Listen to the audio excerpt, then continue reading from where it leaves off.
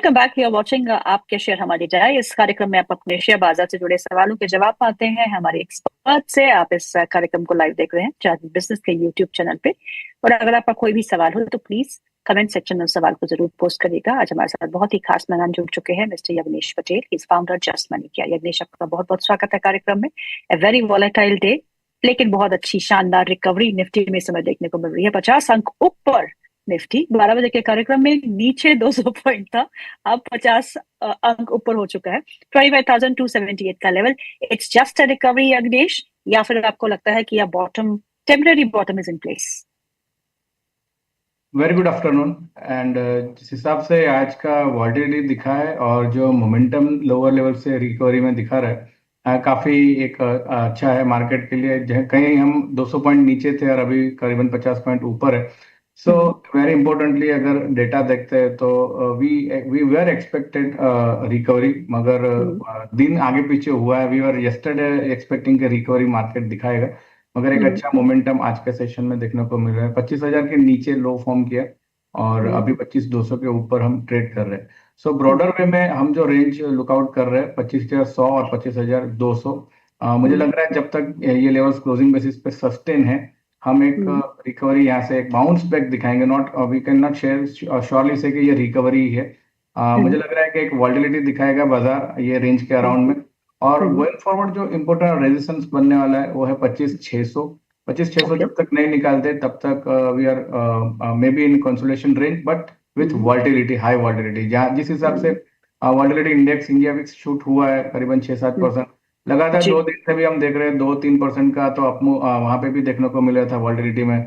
सो मुझे लग रहा है कि जिस हिसाब से बजट भी आएगा और जिस हिसाब से ग्लोबली जो ट्रेड वॉर का टेंशन बना हुआ है, एक मुझे लग रहा है हाई वॉलिटिलिटी देखने को मिलेगी। ब्रॉडर वे में रेंज जो ध्यान रखनी है 25,100 नीचे में क्लोजिंग बेसिस पे, और ऊपर में 25,600। ये एक इम्पोर्टेंट जोन बनने वाला है। इटर्नल के स्टॉक को देखिएगा। Eternal at the high, the stock is up 6%। Top Nifty gainer इस समय है और मॉर्निंग में 273 272 के आसपास काम काज कर रहा था। इटर्नल एट दीस लेवल्स आप क्या करेंगे योगेश?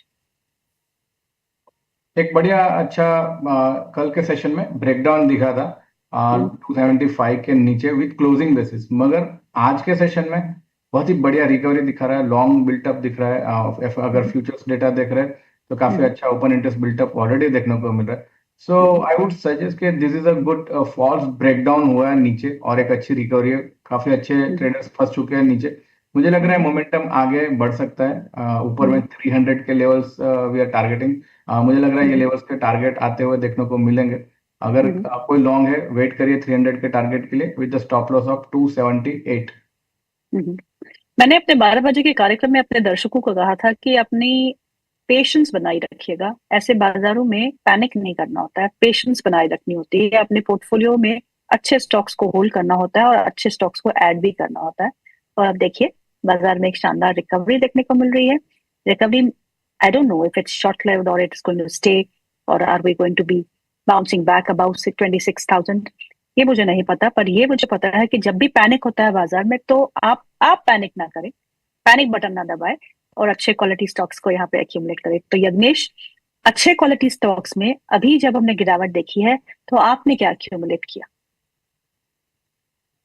सेक्टोरियल अगर देखते हैं, so we are looking at metal sectors ध्यान में रखने जैसा लग रहा है। काफी अच्छे स्टॉक्स पर मोमेंटम ऑलरेडी देखने को मिल रहा है।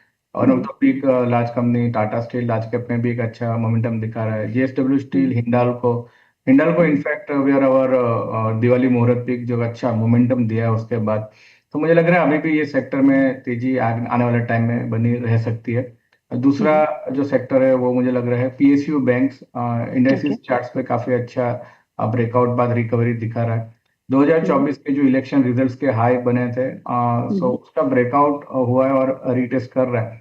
तो मुझे लग रहा है कि पीएसयू बैंक में भी मुझे लग रहा है कि अच्छा मोमेंटम देखने को मिल सकता है। So these are the two sectors अगर हम देखें तो।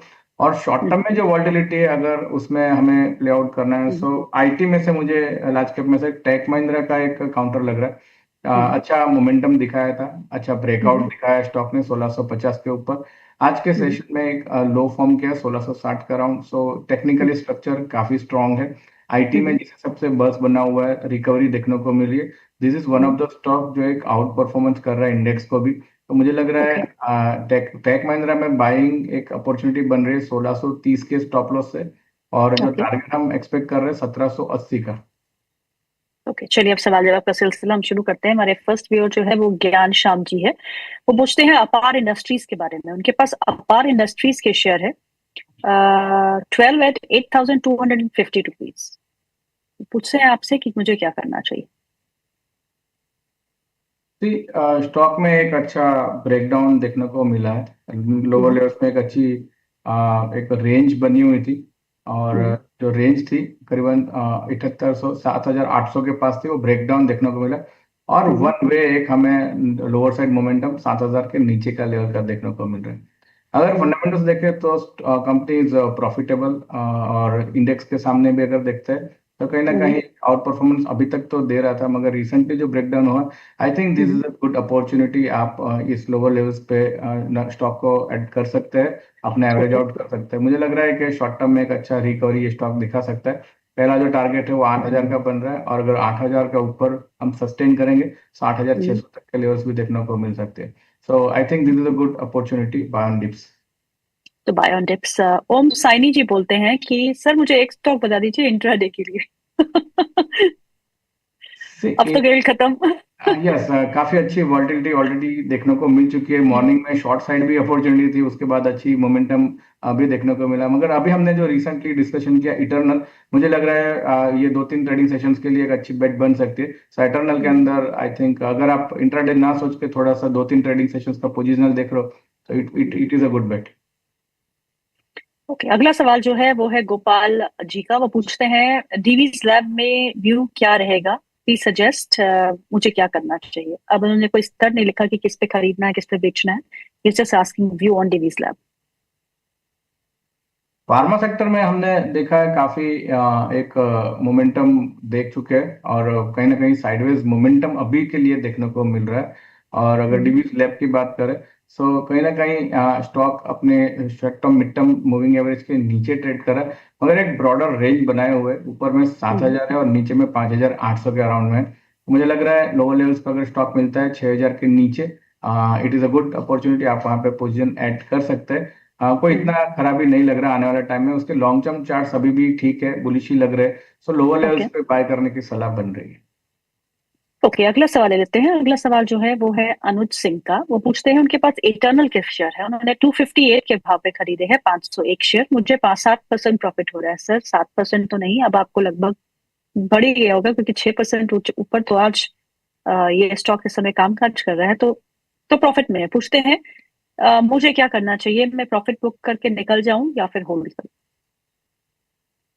मुझे लग रहा है इटर्नल में अभी भी गेम बचा हुआ है, और मोमेंटम अभी भी बाकी है। जिस हिसाब से अगर आप हम्म पोजिशनल भी सोच रहे हो, तो मुझे लग रहा है कि 300 के ऊपर अगर हम एक बार सस्टेन हो रहे, सो ट्रेंड रिवर्सल होगा। जो हमने हम्म हाईज फॉर्म किए थे अराउंड 370 के अराउंड, और उसके बाद एक करेक्शन दिखा चुका है स्टॉक, और बेस हम्म फॉर्मेशन देखने को मिल रहा है 280 के पास। सो हम्म 300 का लेवल ध्यान रखिए। मुझे लग रहा है 300 का लेवल ब्रेकआउट करेगा, स्टॉक सस्टेन हो रहा है, सो स्टॉक हम्म फिर से अपना जो लाइफ टाइम हाई था 350 370 के अराउंड जा सकता है। So I would hmm suggest के जो पोजीशन है उसे आप होल्ड करिए। ट्रेलिंग हम्म। स्टॉप लॉस लगा लीजिए, नीचे में 275 के पास क्लोजिंग बेसिस एक स्टॉप लॉस मेंटेन रखिए। ओके, अगला सवाल ले लेते हैं। अगला सवाल रवि का है। वो हमें बिहार से लिखते हैं। वो लिखते हैं आईडीबीआई बैंक के 800 शेयर है 104 पर लिए हैं, और सेजिलिटी इंडिया के 600 शेयर है 51 रुपए पे लिए हैं। 6 महीने का व्यू रखते हैं, आपसे सलाह मांग रहे आई थिंक सबसे पहले आईडीबीआई बैंक देखते हैं। करीबन 104 105 का अराउंड प्राइम प्राइस है। एक्सेलेंट चार्ट स्ट्रक्चर है। रिसेंट पीएसयू बैंक में हमारा व्यू भी पॉजिटिव है, और जिस हैं। हिसाब से स्टॉक में हमने देखा है 100 रुपए के लिए उसके पास हर्डल फॉर्मेशन था, रेजिस्टेंस, उसका हम्म ब्रेकआउट हुआ था, एक अच्छा मोमेंटम दिखा, एक रिट्रेसमेंट अभी बड़ा अच्छा देखने को मिल रहा है। 96 हम्म के प्राइस अभी चल रहा है। मुझे लग रहा है इस लेवल्स पे पोजीशन नहीं ऐड आप कर सकते हैं। फंडामेंटली हम्म भी कंपनी काफी स्ट्रांग है, प्रॉफिटेबल बैंक है, और जिस हम्म हिसाब से मोमेंटम भी बना हुआ है, इंडेक्स को भी अगर निफ्टी 500 इंडेक्स को देखें तो आउट परफॉर्म कर रहा है। सो हम्म फंडामेंटल एंड टेक्निकली स्ट्रक्चर काफी अच्छा लग रहा है। मुझे लग रहा है इस हम्म लेवल पे पोजीशन नहीं ऐड करिए। शॉर्ट टू मीडियम टर्म में 120 के टारगेट देखने को मिल सकते हैं। अगर आप 6 महीने और साल भर का अगर वेट कर सकते हैं तो मुझे लग रहा है आने वाले टाइम में 130 135 के प्राइस भी दिखा सकता है। So this is one of the good bet, और लोअर लेवल्स पे हम इसे पोजीशन ऐड कर सकते हैं। दूसरा जो इनका स्टॉक था वो था आई थिंक सेजिलिटी। सेजेलिटी। उसमें भी काफी अच्छा एक मोमेंटम बना हुआ है। चार्ट स्ट्रक्चर अगर हम देख रहे हैं काफी पॉजिटिव है। एक बड़ा अच्छा मोमेंटम के बाद स्टॉक में एक कंसोलिडेशन रेंज फॉर्म हुआ है, और आई थिंक 2025 में थ्रू आउट द ईयर हम देख रहे हैं एक रेंज में ही स्टॉक रहा है। ऊपर में 56 55 और नीचे में अगर बात करें तो 46। So I think stock is preparing for upcoming breakout, और फंडामेंटल्स भी काफी स्ट्रांग है, प्रॉफिटेबल कंपनी है। ये लेवल्स पे पोजीशन ऐड करिए। 56 का ब्रेकआउट होता है तो मेरे हिसाब से और भी पोजीशन नहीं ऐड कर सकते हैं। सो वी आर एक्सपेक्टिंग कि 56 का अगर क्लोजिंग बेसिस ब्रेकआउट होता है तो स्टॉक के अंदर एक अच्छा अपसाइड मोमेंटम ऊपर में 72 तक हमें देखने को मिल सकता है। So this is one of the good bet अगर आपका व्यू यहाँ से 6 महीने से साल भर का है तो।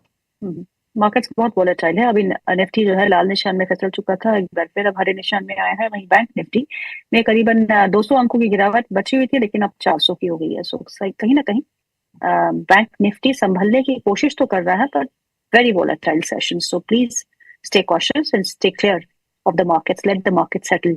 कभी आपको कुछ खरीदना चाहिए इस मार्केट में। अगला सवाल जो है वो है राजकोट से विजय है, गुजरात से। वो पूछते हैं उनके पास मोदी रबर है और मॉस्चिप टेक्नोलॉजी के शेयर नहीं है। वो कह रहे हैं फ्रेश एंट्री लेवल क्या रहेंगे, सर से पूछिएगा। तो fresh entry levels Modi rubber and MosChip technologies में है भी या नहीं, और किन लेवल्स पे एंटर करना है? First of all Modi rubber की अगर चार्ट स्ट्रक्चर देखते हैं ओवरऑल काफी वोलेटाइल स्टॉक है, मगर एक लॉन्गर टाइम फ्रेम में स्टॉक है उसका ट्रेंड साइडवेज ही दिखा रहा है। ऊपर में 160, नीचे में 100 रुपए का एक अच्छा बेस बिल्डिंग है। प्रॉफिटेबल कंपनी है, मुझे लग रहा है लोअर लेवल्स पे पोजीशन आप ऐड कर सकते हैं। हालांकि अभी इंपॉर्टेंट एरिया ऑफ सपोर्ट के पास ही हम ट्रेड कर रहे हैं। सो 100 110 would be a good ideal area, यहाँ पे हम पोजीशन ऐड कर सकते हैं। ऊपर में मुझे लग रहा है 140 150 के पास अगर रेजिस्टेंस यहाँ पे प्लेस है, वहां पे एक बार प्रॉफिट बुक कर सकते हैं।